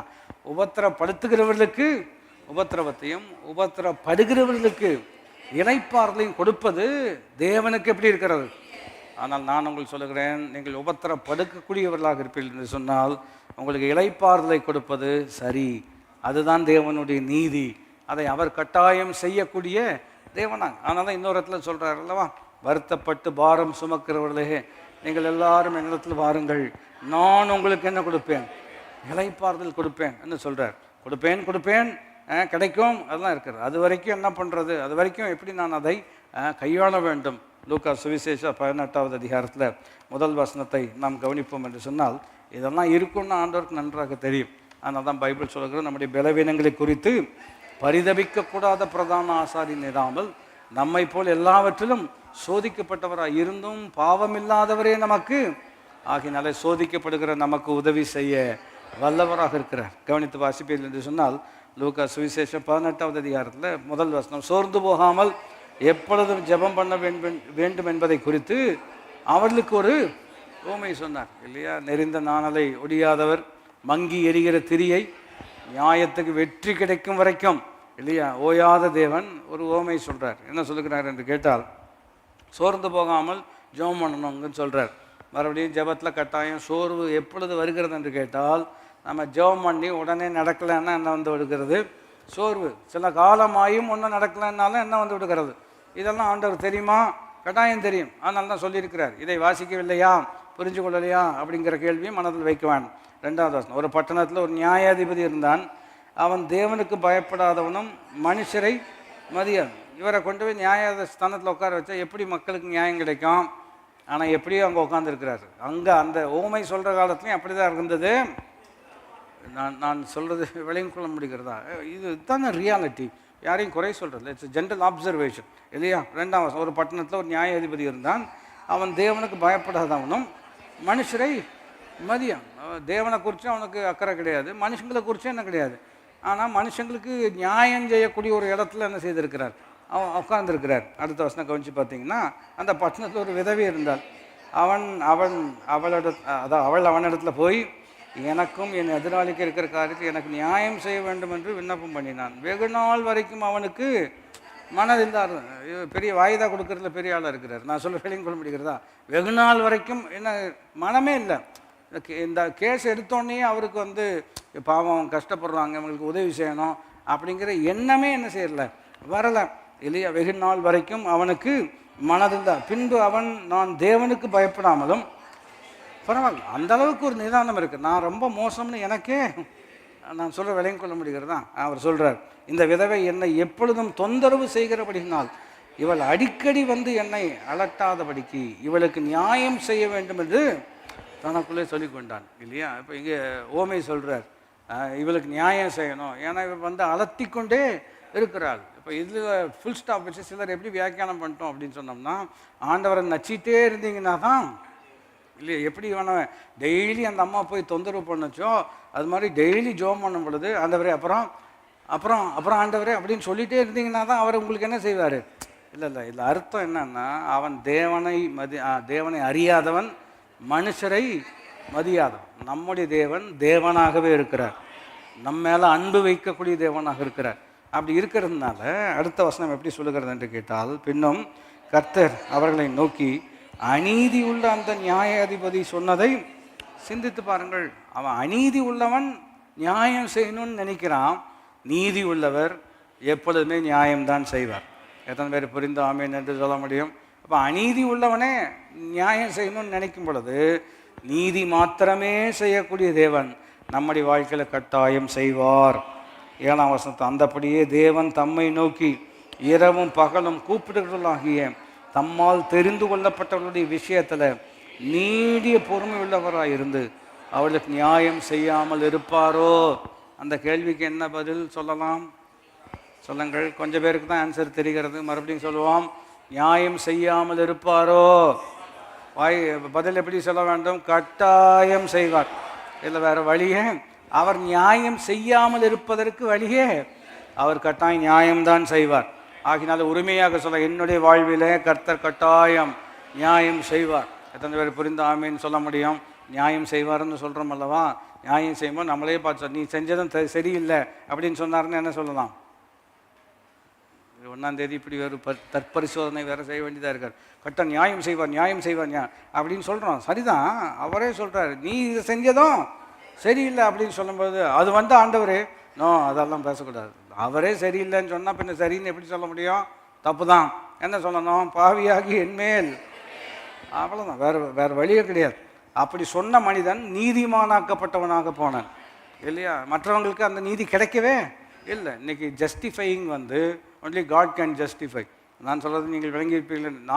நாம் சுய நீதியினால் நீதிமானாக்கப்படுவதற்கு வாய்ப்பே இல்லை. நம்மை நீதிமானாக்குகிறவர் கர்த்தர். நியாயம் செய்வார்னு எந்த அளவுக்கு நம்ம நிச்சயமாக சொல்கிறோமோ, நம்முடைய வாழ்க்கையில் குறையை நிவர்த்தி செய்வார் என்பதும் நிச்சயமாக இருக்கிறோம். அப்போ நம்ம வாழ்க்கையில் இந்த விஷயத்தில் சரியாக ஹேண்டில் பண்ணலை, இது சரியாக செஞ்சுருக்கணும், இதில் கோட்டை விட்டுட்டோம் அப்படின்னு ஆண்டவர் நமக்கே வெளிப்படுத்துவார் என்று சொன்னால், நாம் வந்து மறுபேச்சு சொல்லாமல், நியாயப்படுத்தாமல், மற்றவங்களை குற்றப்படுத்தாமல், ஆண்டவரே சரியானதை செய்ய எனக்கு கிருபை தருவீராக எனக்கு பலன் தருவீராக, அதை சரிப்படுத்துவதற்கு எனக்கு என்ன தருவீராக, அதை பக்குவத்தை தருவீராக என்று கேட்பது தான் சரியான விஷயம். 7ஆம் வசனம் பைபிள் சொல்லுகிறது, பாருங்கள், தம்மால் தெரிந்து கொள்ளப்பட்டவர்களுடைய விஷயத்தில் நீடிய பொறுமை உள்ளவராக இருந்து அவர்களுக்கு நியாயம் செய்யாமல் இருப்பாரோ, கட்டாயம் செய்வார். 8ஆம் வசனத்தில் சீக்கிரத்தில், எல்லாரும் இணைந்து சொல்ல முடியாது இருக்கிறோம், சீக்கிரத்தில் அவர்களுக்கு நியாயம் செய்வார். எத்தனை பேர் புரிந்து ஆமீன் என்று சொல்ல முடியும்? அந்த வார்த்தை மறுபடியும் 7ஆம் 8ஆம் வசனத்தில் அற்புதமான ஒரு விஷயம் இருக்கிறது. நீடிய பொறுமை உள்ளவராக இருந்து சீக்கிரத்தில். அப்படின்னா எப்படி அதை விளங்கி கொள்வது? நான் சொல்கிறது விளங்கி கொள்ள முடிகிறதா? சிந்திக்கிறீர்கள் என்று நம்புகிறேன். 7ஆம் வசனத்தில் எப்படி இருக்கிறாராம்? நீடிய, அதாவது ஒருத்தர் உட்காந்துருக்கவங்க, உதாரணம் அப்படி சொன்னால் விளங்கிக்கலாம். சீக்கிரம் வாங்க அப்படின்னு சொல்லும் பொழுது வர்றேன் அப்படின்னு சொன்னால் நான் சொல்கிறது விளங்கி கொள்ள முடிகிறதா? வர்றேன்னு சொல்லிட்டு ஒரு 5 நிமிஷம் கழித்து திரும்பி பார்த்தீங்கன்னா காலத்துக்கு மேலே போட்டு உட்காந்துருக்காங்கன்னு சொன்னால் நீங்கள் என்ன நினைப்பீங்க? இல்லையா? அப்போது இவருக்கு அக்கறையே இல்லை. இல்லை, நம்ம தேவனுக்கு அக்கறை இருக்கிறோம் இல்லையா? ஏன் பொறுமையாக இருக்கிறார் அப்படின்னு சொன்னோம்னா, மறுபடியும் பலமுறை கற்றுக்கொண்டது, செய்ய வேண்டியதை செய்யும்போது செய்தால்தான் நல்லா இருக்கும். அது வரைக்கும் அப்படி தான் இருக்க முடியும். சிலர் உதாரணம் கேள்விப்பட்டுக்கிறேன், சிலருடைய தகப்பனாரெல்லாம் அந்த பங்க்சுவாலிட்டியில் ரொம்ப முக்கியம். அதனால் ட்ரெயின் 6 மணிக்கு அப்படின்னா 5:30 மணிக்கே போய் என்ன செய்வாங்க. பிரச்சனை என்னென்னா, இவங்க நேரத்தில் போகிற ஒவ்வொரு தடவையும் ட்ரெயின் எப்படி தான் வருது. அதனால் பிள்ளைங்களுக்கு என்ன நினச்சிக்கிறாங்க அப்படின்னு சொன்னோம்னா, நம்ம நேரத்தில் போகிறது வேஸ்ட்டு அப்படின்ட்டு, இவங்க லேட்டாக போகிற அன்றைக்கி ட்ரெயின் நேரத்தில் வந்துடும். நான் சொல்லுங்க, புரியுறதா? அப்போ குறிப்பு என்ன கவனிக்க வேண்டும் என்று சொன்னால், நம்முடைய சிஸ்டத்தை ஃபாலோ பண்ணால் போதும். நீங்கள் அவர் மேலே நம்பிக்கை வைக்கணும், நீங்கள் அவருக்கு காத்திருக்கணும். நீடிய பொறுமையாக தான் இருக்கிறது போல தெரியும், ஆனால் சீக்கிரத்தில் காரியத்தை கர்த்தர் வாய்க்க பண்ணுவார். எத்தனை பேர் புரிந்து ஆமீன்னு சொல்ல முடியும்? இந்த நீடிய பொறுமையில் சீக்கிரம் எப்போ வருதுன்னு நமக்கு என்ன செய்யாது. நான் தீவிரமாக எதை செய்வேன்னு ஒரு இடத்துல சொல்லியிருக்கிறதல்லோ, எப்படி செய்வாருங்க? தீவிரமாய் செய்வேன் என்று சொல்லும் பொழுது எளிமையாக இன்னொரு கோணத்தில் சொல்ல வேண்டும் என்று சொன்னால், ரொம்ப வருஷம் ஜெயிலில் இருக்கிற மாதிரி இருக்கிறது, ரொம்ப வருஷம் கஷ்டப்படுற மாதிரி இருக்கிறது யோசேப்புக்கு. ஆனால் சீக்கிரத்தில், கடந்த வாரங்களில் கவனித்ததை நினைவு போட்டுவீர்கள் என்று சொன்னால், பார்வோனுக்கு முன்பாக வந்து நிற்கிறார். நின்று ஒரு சில மணித்துளிகளுக்குள்ளதாக, இல்லையா, ஒரு மீறி போனால் நம்முடைய கணக்கு பிரகாரம் ஒரு 1/2 ஹவருக்குள்ளதாக இத்தனை வருஷத்தினுடைய பிரச்சனையை 1/2 மணி நேரத்துக்குள் அப்படியே தலைகீழாக கர்த்தர் மாற்றிவிட்டார். நான் சொல்கிறேன், நீடிய பொறுமையாக இருக்கிறாரு. அதுவும் தம்மால் தெரிந்து கொள்ளப்பட்டவர்களுடைய விஷயம். நான் சொல்வது எத்தனை பேர் புரிந்த ஆமீன் என்று சொல்ல முடியும்? நீங்களும் நானும் அவரால் தெரிந்து கொள்ளப்பட்டிருக்கிறோம். மறுபடியும் யோவான் சொல்லுகிறேன், நீங்கள் என்னை தெரிந்து கொள்ளவில்லை, நான் தான் உங்களை என்ன செய்திருக்கிறேன், அவரால் தெரிந்து கொள்ளப்பட்டிருக்கிற நம்முடைய வாழ்க்கையினுடைய விஷயத்தில் நீடிய பொறுமையாக இருந்து 8ஆம் வசனத்தில் எல்லாரும் இணைந்து வாசிப்போம். சீக்கிரத்தில் அவர்களுக்கு நியாயம் செய்வார் என்று உங்களுக்கு சொல்லுகிறேன். முந்தின வசனத்துடைய கடைசி வார்த்தையை கவனித்து பார்த்தீங்களா? நியாயம் செய்யாமல் இருப்பாரோ. 8ஆம் வசனத்தில் அவரே பதில் சொல்றார், சீக்கிரத்தில் கட்டாயம் நியாயம் செய்வார். இப்போ நமக்கு என்ன வேலை இருக்கிறது? ஆகிலும் மனுஷகுமாரன் வரும் பொழுது பூமியிலே, இப்போ நம்ம வேலை என்னவென்றால் அவருடைய வார்த்தையை பிடித்துக் கொள்வது தான் நம்முடைய வேலை. விசுவாசத்தை காண்பாரோ? நான் சொல்லுகிறேன், கட்டாயம் காண்பார். ஏனென்றால் விசுவாசத்தை அவர் தான் தொடக்குகிறார், அவர் தான் பூரணப்படுத்துகிறார். இன்றைக்கி அவர் மேல் தான் நம்முடைய கண்களை பதித்து வைக்க வேலன் கொடுக்கிறார். எத்தனை பேர் புரிந்தாமீன் என்று சொல்ல முடியும்? விளைவு நீங்கள் கவனித்து பார்ப்பீர்கள் என்று சொன்னால், கட்டாயம் அவர் என்ன செய்யக்கூடியவராக இருக்கிறார், நியாயம் செய்யக்கூடியவராக இருக்கிறார். அதனால் தான் யோபு சொல்றக்கூடிய வார்த்தையை நினைப்பூட்ட வேண்டும் என்று சொன்னால், 23வது அதிகாரம் 12ஆம் வசனம் நீங்கள் குறித்து கொண்டால் நலம். பாருங்கள், எனக்கு வேண்டிய ஆகாரத்தை பார்க்கிலும் உம்முடைய வார்த்தையை நான் அதிகமாக என்ன செய்தேன், காத்துக்கொண்டேன் என்ன சொல்கிறார். கால தாமதங்கள் போல தெரிகிறது. அந்த வசனத்துடைய விஷயங்களெல்லாம் நீங்கள் கவனிப்பீர்கள் என்று சொன்னால், முன்னாக காணவில்லை, பின்னாக தேடினேன் அவரை காணவில்லை, வலதுபுறமும் காணவில்லை, இடதுபுறமும் காணவில்லை. வர்றவங்கெல்லாம் இல்லையா ஜாடமடையாக பேசுகிறார்கள், நான் தான் குற்றம் செய்ததாக நினைக்கிறார்கள். ஏனென்றால் உலக தத்துவத்தின்படி அப்படி தான் அவர்களுடைய கன்க்ளூஷன் இருக்கிறது. இவைகளின் மத்தியிலே நான் ஒன்று தான் செய்கிறேன். என்ன செய்கிறேன் என்று சொன்னால், அவர் சொன்ன வார்த்தையை நான் காத்துக்கொள்கிறேன். அவர் என்ன வார்த்தையை சொல்லியிருக்கிறார் இல்லையா? நியாயத்துக்கு வெற்றி கிடைக்கிற வரைக்கும் அவர் நெறிந்த நாணலை முறியாமலும் மங்கி எரிகிற, அது ரொம்ப பொருத்தமாக இருக்கிறது யோபுக்கு இல்லையா? நெறிந்த நாணல் மாதிரி தான் இருக்க, ப்ரூவிஸ்ட் இல்லையா? எல்லா விதங்களிலும் காயப்பட்ட ஒரு நிலை, மங்கி எரிகிற திரி என்று சொன்னால் இன்னும் கொஞ்ச நேரத்தில் இவரும் என்ன செஞ்சிருவார், போயிடுவாருங்கிற ஒரு நிலைமை, அந்த மாதிரி ஒரு நிலையில் அவர் சொல்கிறார், என் மீட்பர் உயிரோடு இருக்கிறார், அவருடைய வார்த்தையை நான் என்ன செய்திருக்கிறேன், காத்திருக்கிறேன். அவனுடைய முன்னிலைமையை பார்க்கலாம், அவனுடைய பின்னிலைமையை கர்த்தர் மிகுந்த ஆசீர்வாதமாக மாற்றுகிறார். நியாயம் செய்கிறவர் கட்டாயம் செய்வார். எத்தனை பேர் புரிந்து ஆமீன் என்று சொல்ல முடியும்? 2 தீமோத்தேயு 4, 7, 8 ஆகிய வசனங்கள் எல்லாருக்கும் அறிமுகம். நல்ல போராட்டத்தை போராடினேன், ஓட்டத்தை முடித்தேன், விசுவாசத்தை காத்துக்கொண்டேன். அடுத்த வார்த்தை நீதியின் கிரீடம். சொல்லுங்கள், என்ன கிரீடம்ங்க? நீதியின் கிரீடம். அவனுடைய எளிமையான விளக்கம் சொல்ல வேண்டும் என்று சொன்னால், நீதி செய்தவர்களுக்காக கொடுக்கப்படக்கூடிய கிரீடம், ஜீவ கிரீடம்னு இருக்கிறது. நீதியின் கிரீடம் என்று சொன்னால் for doing that which is right, சரியானதை செய்வது. இன்றைக்கி சரியானதை நான் செய்யணும்னு நமக்கு ஒரு விருப்பம் இருக்கிறது. சரியானதை செய்யணுன்னா ஒரே விஷயந்தான், அவரை நம்புவது தான் நாம் செய்யக்கூடிய சரியான விஷயம். நான் சொல்கிறது அதுதான் ஆரம்ப நிலை. நான் சொல்ல விளங்கிக் கொள்ள முடிகிறதா? அவரை நம்புவது தான், trusting in God is the right thing that you can two.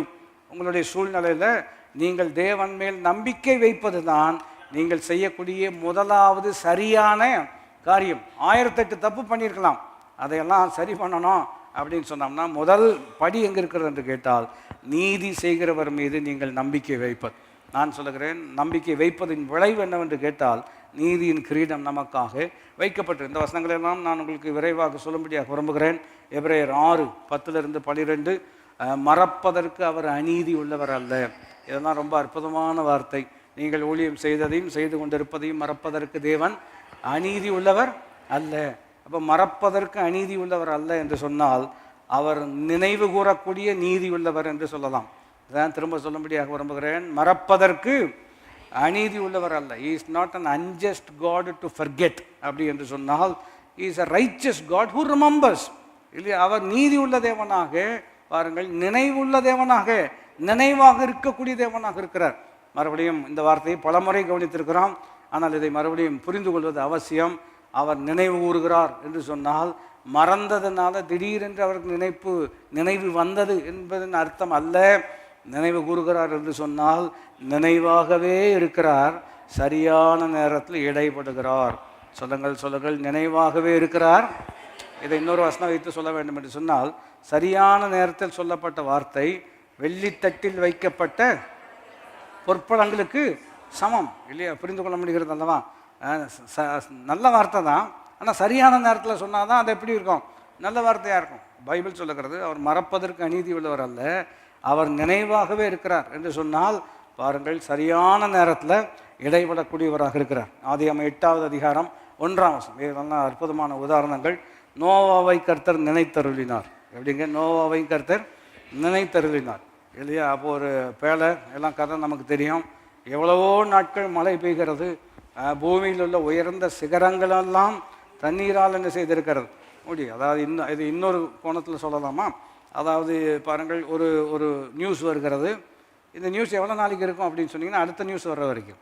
நான் சொல்ல புரியுது? அடுத்த நியூஸ் வர வரைக்கும் இது இருக்கும். அப்புறம் ஒரு வருஷம் கழித்து அதே நாளில் அதை நினைவு கூறுவார்கள். நினைவு கூறும் பொழுது தான் நமக்கே தெரியும், ஆமாம் இல்லை இப்படி ஒரு விஷயம் இருந்தது, எல்லாருமே என்ன செஞ்சிட்டோம், மறந்துட்டோம். இதுதான் உலகம். ஆனால் பெருமழை பெய்கிறது, மிகப்பெரிய பிரம்மாண்டமான விஷயங்களெல்லாம் நடைபெறுகிறது. ஆனால் 8ஆம் அதிகாரம் வரும்பொழுது கர்த்தர் நோவாவின் மேல் என்ன செய்தார்?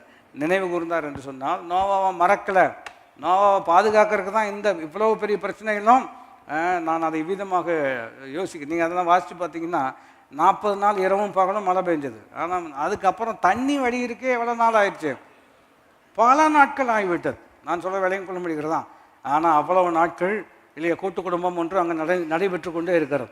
இல்லையா? 3 against 1, 3 மருமகள் 1 மாமியார். நான் சொல்ல விளையும் கொள்ள முடிகிறதா? அந்த குடும்பத்தை கர்த்தர் என்ன செய்யவில்லை? மறக்கவில்லை. கரெக்டாக நினைவு கூறுகிறார். நினைவு கூர்ந்து பாருங்கள், காற்றை வீச பண்ணினார், தண்ணீர் அமர்ந்தது. சொல்லுங்கள், நினைவு கூர்ந்து. இதையெல்லாம் நீங்கள் ஆண்டவர் நமக்கு அது நம்முடைய சூழ்நிலையில் பொறுத்த உதவி செய்கிறார். நம்மேல் நினைவு கூர்ந்த தேவன் காற்றை வீசப்படுகிறார். மறுபடியும் சொல்கிறேன், அவர் தான் வீச பண்ண முடியும். உலகத்தினுடைய கண்ணோட்டம் காற்று உள்ள பொழுது தூற்றிக்கொள். புரிஞ்சுக்கிறோம், எங்கள் ஆண்டவர் காற்றை வீச பண்ணுகிறவர். நான் சொல்வதை விளங்கி கொண்டால் நீங்கள் ஜெயிக்கலாம். இல்லையா? காற்றை வீச பண்ணினார். பைபிள் சொல்லுகிறது, தண்ணீர் என்ன செய்தது? அமர்ந்தது. புதிய ஏற்பாட்டுக்கு வரும் பொழுது காற்று வீசி கொண்டிருந்தது. அவர் எழும்பி நின்று காற்றை பார்த்து, இறையாதே அமைதலாய் சொல்லும் பொழுதெல்லாம் இந்த உதாரணம் நினைவுக்கு வருகிறார். சில்ட்ரன்ஸ் பைபிளினுடைய விளக்கம் எப்படி சொல்லப்படுகிறது என்று கேட்டால், he stood up in the boat and he said shh. அவ்வளோதான். நான் சொல்ல விளங்கிக் கொள்ள முடிகிறதா? பிள்ளைங்களுக்கு விளங்குறது மாதிரி எப்படி மொழிபெயர்த்திருக்கிறார்கள். மிகப்பெரிய இறைச்சல் காற்று, மூழ்கி விடுவோம், நாங்கள் மடிய போகிறோம், அக்கறை இல்லையா? அந்த சூழ்நிலையில் அவர் ஒன்றுமே சொல்ல, எளிமை நின்று. ஆமாம், இன்றைக்கி உங்களுடைய சூழ்நிலை அவ்வளோதான், நீ முடிஞ்சான்னு சொல்லும் பொழுது நீங்கள் தான் சொல்ல வேண்டும் இல்லையா? உங்களுக்கு அந்த அதிகாரத்தை கர்த்தர் என்ன செய்திருக்கிறார் இல்லையா? பிள்ளைங்கிட்டே பெற்றோர் தானே அப்படின்னு சொன்னால், வீட்டுக்காரரே நான் சொல்லுங்க புரிகிறது தான். அப்போது குறிப்பு, அவர் அப்படிப்பட்ட வல்லமுள்ள தேவன். இதை நம்ம புரிஞ்சுக்கணும். அறியாயோ கேட்டதில்லையோ காற்றை வீசவும் பண்ண முடியும், காற்றை அவரால் அடக்கவும் பண்ண முடியும். இன்றைக்கி நம்முடைய நாசியில் இருக்கிறது அல்லவா சுவாச காற்று, இது எங்கிருந்து வந்ததுன்னா அவர் ஊதுனதுங்க. இன்றைக்கும் நான் சொல்கிறது விளங்கிக் கொள்ள முடிகிறதா? இது எல்லாமே அவருடைய கிருபை. அதனால தான் சுவாசமுள்ள யாவுமே இயேசுவை துதிப்போம்னு பாட்டு பாடணும் அல்லவா? இதெல்லாம் ரொம்ப அற்புதமான விஷயம் நினைவு கூர்ந்தார். ஒரு வசனம் சொல்லி முடிக்கும்படியாக விரும்புகிறேன். ஆதியாகமம் 30வது அதிகாரம். இந்த மாதிரி ரொம்ப காத்திருக்கிறாங்க இல்லையா? இந்த சூழ்நிலையில் பார்க்கும் பொழுது ராகேல் ரொம்ப ரொம்ப வருஷம் ஒரு பிள்ளைக்காக காத்துட்டே இருக்கிறாங்க. ஆனால் ஆண்டவர் தெரியாமல் இல்லை, அவருக்கு விஷயம் புரியாமல் இல்லை இல்லையா? லேயாளுக்கு அடுத்தடுத்து பிள்ளை பிறந்து கொண்டே இருக்கிறோம் இல்லையா? இது பார்க்கும்பொழுது இந்த அம்மா என்னென்னமோ ட்ரை பண்ணுறாங்க. யாக்கோபு கிட்ட போய் சண்டை போடுறாங்க, நீ பிள்ளை கொடுக்கவில்லை என்றால் நான் சாக போகிறேன் அப்படின்னு சொன்னால் அவருக்கும் கோபம் வந்துருச்சு. அவர் நான் என்ன தேவனா அப்படின்னு சொல்கிறார். இந்த மாதிரி ஆர்கியூமெண்ட்லாம் போய்கொண்டு இருக்கும் பொழுது 22ஆம் வசனம் வருகிறது. ஆதியாகமம் 30வது அதிகாரம் 22. தேவன் ராகேலை நினைத்தருளினார், அவளுக்கு தேவன் செவி கொடுத்து அவள் கர்ப்பந்தரிக்கும்படி செய்தார். அவர் தான் செய்யணும், செய்தார். விளைவு என்னவென்று கேட்டால், அவர் கர்ப்பவதியாகி ஒரு குமாரனை பெற்று தேவன் என் நிந்தையை நீக்கிவிட்டார் என்றும் இன்னும் ஒரு குமாரனை கர்த்தர் எனக்கு தருவார் என்றும் சொல்லி அவன், அதாவது பாருங்கள், ஆண்டவர் என் பிரச்சனையை தீர்த்துட்டாருன்ட்டு அத்தோடு ஒரு ஃபுல் ஸ்டாப் வைக்காம, இல்லை அவர் இன்னும் ஒரு குமாரனை எனக்கு என்ன செய்வார்?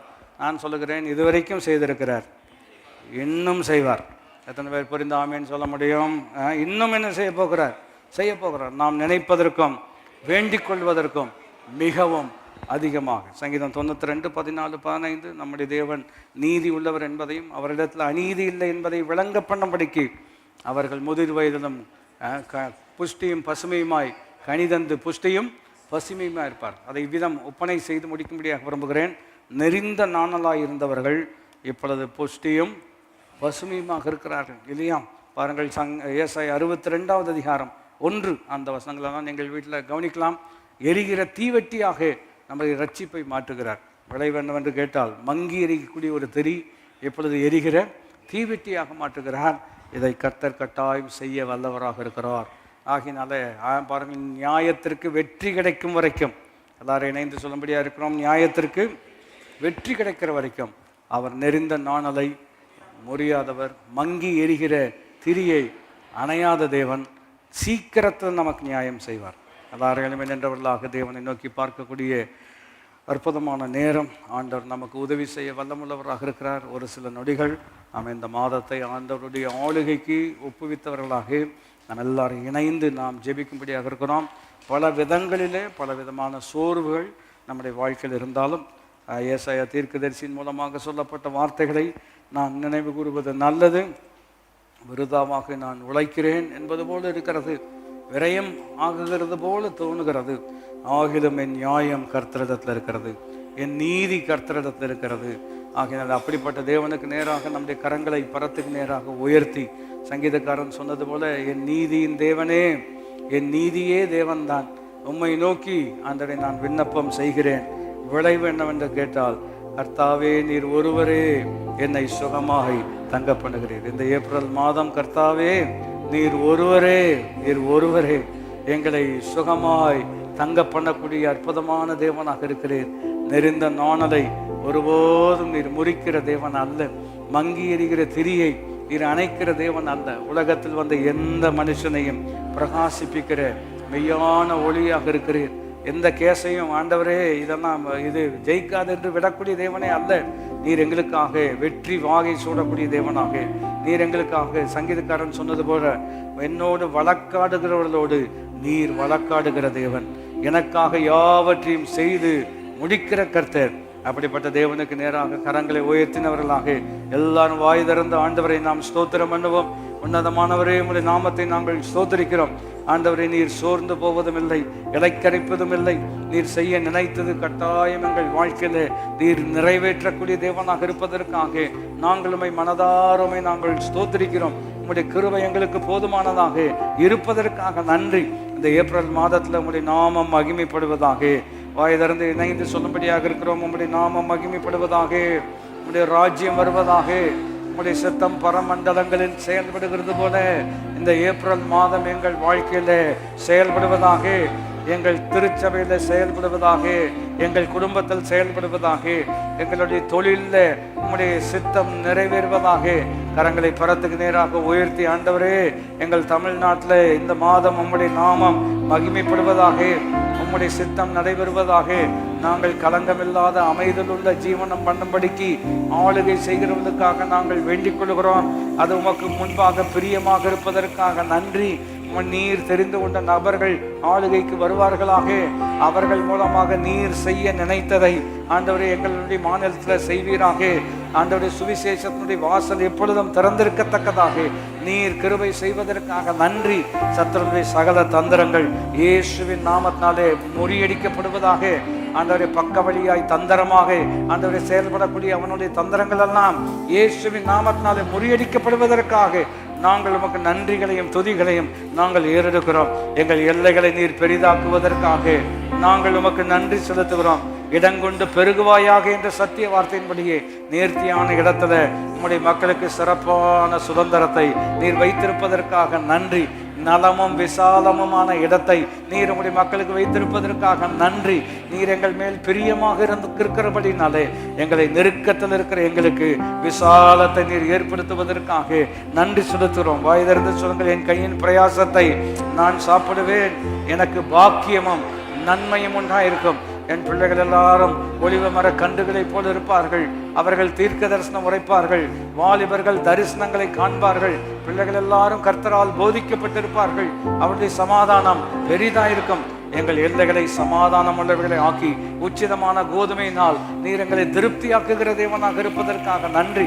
என் அப்பத்தையும் தண்ணீரையும் நீர் ஆசீர்வதித்து வியாதியை எங்களை விட்டு விலக்கி ஆரோக்கியத்தையும் சௌக்கியத்தையும் வரப்பண்ணி ஆண்டவரை நீர் எங்களை ஆசீர்வதிக்கிற தேவனாய் இருப்பதற்காக நாங்கள் உமக்கு நன்றி செலுத்துகிறோம். நாங்கள் போக்கிலும் ஆசீர்வாதமாக இருப்போம், வரத்திலும் ஆசீர்வாதமாக இருப்போம், வீட்டிலும் ஆசீர்வாதமாக இருப்போம், வெளியிலும் ஆசீர்வாதமாக இருப்போம். காரணம், ஆசீர்வதிக்கிறவர் எங்களோடு இருக்கிறார். அவர் எங்களுக்குள் வாசம் பண்ணுகிறார். உலகத்தில் இருப்பவனை பார்க்கிலும் எங்களுக்குள் இருக்கிற நீர் பெரியவராக இருக்கிறேன். எங்களை பலப்படுத்துகிற கிறிஸ்துவினாலே எல்லாவற்றையும் செய்ய நீர் எங்களுக்கு பலனாய் இருப்பதற்காக நன்றி செலுத்துகிறோம். கரம் தட்டி அப்படிப்பட்ட உன்னதமான தேவனை நாம் ஸ்தோத்திரம். எனக்காக யாவையும் செய்பவரே, செய்து முடிப்பவரே, எனக்காக யாவையும் செய்பவரே, செய்து முடிப்பவரே, என் பாரங்கள் என் சுமைகள் என் பாரங்கள் என் சுமைகள்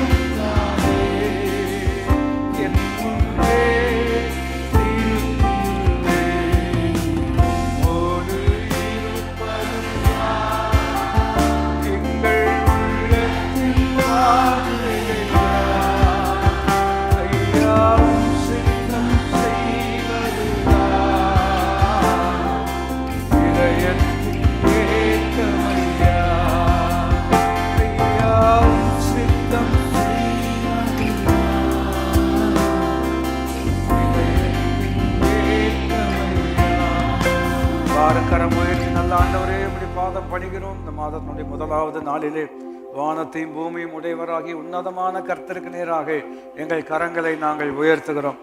ஆண்டவரே, நீர் எங்கள் கரம் பிடித்து எங்களை நடத்துகிற தேவனாக இருப்பதற்காக நன்றி. ஆண்டவரே, இந்த மாதம் உம்முடைய நீதி, உம்முடைய நியாயம், ஆண்டவரே உம்முடைய கிருபை எங்கள் வாழ்க்கையில் அபிரிவிதமாய் விளங்க போவதற்காக நாங்கள் உமக்கு நன்றிகளையும் துதிகளையும் நாங்கள் ஏறெடுக்கிறோம். ஆண்டவரே, உமக்கு குடும்பங்களை நீர் ஆசீர்வதிப்பீராக. உம்முடைய நீதி அவருடைய வாழ்க்கையில விளங்கட்டும் என்று சொல்லி நாங்கள் ஜெபிக்கிறோம். சூழ்நிலைகளிலே, வேலை ஸ்தலங்களில் ஆண்டவரே உம்முடைய ஆசீர்வாதம் பெருகட்டும். உம்முடைய வார்த்தையை நாங்கள் மறுபடியும் நினைவு கூறுகிறோம். சீக்கிரத்திலே நியாயம் செய்வார். நீர் அதை செய்வதற்காக நாங்கள் உமக்கு நன்றி செலுத்துகிறோம். சமாதானத்தின் தேவன் தாமே சீக்கிரத்திலே சாத்தானை உங்கள் கால்களின் கீழாக நசுக்கிப்படுவார் என்ற சத்திய வார்த்தையின்படியே உம்முடைய வெற்றியை உம்முடைய மக்களுக்கு நீர் அருளுவதற்காக நாங்கள் உமக்கு நன்றி செலுத்துகிறோம். இன்னும் நாங்கள் உம்மை அறிந்து கொள்ள, சார்ந்து கொள்ள, ஆண்டவர் உம்மை அனுபவிக்க எங்களுக்கு நீர் கிருபை அனுக்கிரகம் செய்வதற்காக நாங்கள் உமக்கு நன்றி செலுத்துகிறோம். எங்கள் பிள்ளைகள் எல்லாரும் அம்மால் போதிக்கப்பட்டிருப்பதற்காக நன்றி. எங்கள் எல்லாரும் மீது உம்முடைய கிருபையின் கரம் இருப்பதற்காக நன்றி. இந்த மாதம் வெற்றியின் ஊர்வலத்தில் நீர் எங்களை நடத்துவதற்காக நாங்கள் உமக்கு நன்றிகளையும் துதிகளையும் ஏறெடுக்கிறோம். துக்க வீடுகளை நாங்கள் நினைவு கூறுகிறோம். உம்முடைய ஆறுதலும் சமாதானமும் இருதயங்களை ஆளுகை செய்வதாக, பலவீனமான சரீரங்களில் நம்முடைய பலன் பூரணமாக விளங்குவதாக ஆண்டவரே உம்முடைய கிருபை பெருகட்டும் என்று சொல்லி நாங்கள் ஜெபிக்கிறோம், அர்ப்பணிக்கிறோம். தொடர்ந்து ஆளுகை செய்யும். நாங்கள் கூடி ஆராதிக்கிற ஒவ்வொரு நேரமும் நீர் எழுந்தருளுவீராக, உம்முடைய மகிமையை விளங்க பண்ணுவீராக. உம்முடைய மக்கள் ஆசீர்வாதமாக இருப்பார்களாக. இயேசுவின் நாமத்தில் கேட்கிறோம் எங்களுடைய நல்ல பிதாவே. நம்முடைய கர்த்தராகிய இயேசு கிறிஸ்துவனுடைய கிருபையும் பிதாவாகிய தேவனுடைய அன்பும் பரிசுத்த ஆவியானவருடைய ஐக்கியம் நம் அனைவரோடு கூட என்றென்றைக்கும் இருப்பதாக. ஆமென். அல்லேலூயா. கர்த்தர் உங்களை ஆசீர்வதிப்பாராக. God bless you.